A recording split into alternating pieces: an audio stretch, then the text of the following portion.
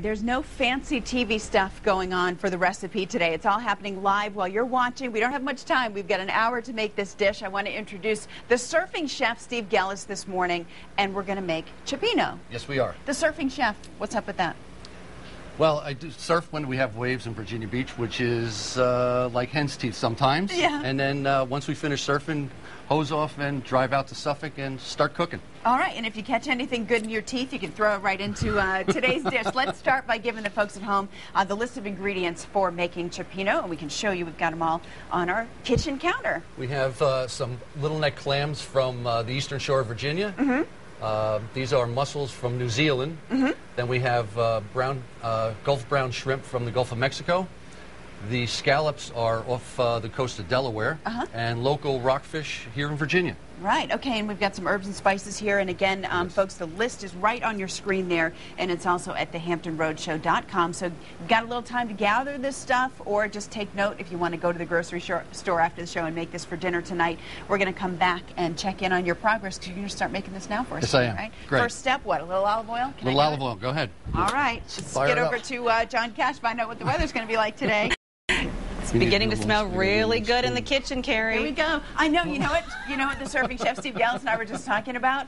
What we were thinking wearing white and a cream top today, but you spilled already. I know, I already got it on me. I usually never do, but I guess with this big pot and all this working, it just jumped out on us. It's okay. That's why you got the apron on. All right, so last we checked, we were just getting started with the perfect pour of olive oil from yours truly. That's right, you did a great job with that. So you just cooked the shrimps and scallop first? Yes, we got a little color on them, got a little flavor on them, took them out of the pot, and then added some onions, fennel, garlic, and then some tomato paste, and then reduced it out with some white wine, some stock, and then added the shellfish. So we've got the clams getting ready to open up, get their liquor out of them, and the mussels are cooking, and in a little bit we'll add the rest of the So those will go back in. They'll go back in. Do they need to cook a little bit more? Yes, they are, because they just have some color on them. They're Okay. pretty rare right now and Okay. not very good to eat that. You don't want to eat them that way. Not that way. Okay. And then at the end, we'll finish it with some rockfish so it doesn't fall apart on us. All right, it is smelling good.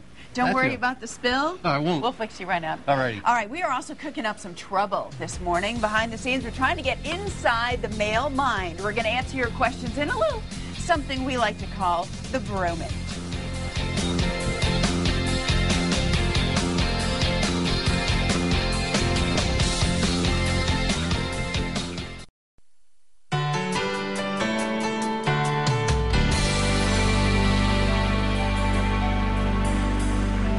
And here we are back in the kitchen with the surfing chef, Steve Gellas. This morning, Kelly Gaeta just coined the phrase, the pot shot, and it's very appropriate for this dish here, making cioppino. Yes, it is, in a big pot. So perfect. But we've got shrimp, scallops, clams, mussels, rockfish, all cooked down, ready to eat. So the last time I was over here, you had taken the shrimp and the scallops out. Yes. You had not put the rockfish in yet. So kind of catch us up on what you've done Well, so far. I just kind of blanched off the fish earlier, and we put the shrimp and the scallops into the broth so they'd start finished cooking. And then towards the end, I finished it with the rockfish, because if they went in too early, it would just disintegrate into the stew. So the shellfish that you put in is kind of the second wave. Once the Yes. shrimp and scallops come out, they never came out. They just go in and they stay in. They go in and stay in, and then the clams will open up and release their juices into the broth. We should mention this is one of your signature dishes. Yes, it at is. one of your 2 restaurants in Suffolk. You want to tell the folks where we can find it? If folks say, yeah, I'd like to make that, or I'd like to go and have Chef Steve make it for me. Where A lot can easier they go? if I make it. We have Pisces Restaurant on